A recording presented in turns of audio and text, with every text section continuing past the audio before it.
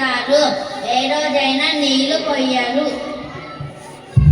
మనను కాపాడుకుందామని ఇంత ప్రయత్నము చెయ్యరు. మనతోనే కదా ఈ భూమి పచ్చగా అందంగా కలకలాడుతుంది, చూడచక్కగా ఉంటుంది. మనల్ని నాటాలని గాని మనల్ని పెంచాలని గాని ఇంతనన్నా ఆలోచించరు. మనం లేకుంటే వాళ్ళు భవిష్యత్తులో బాగుపడరేమో.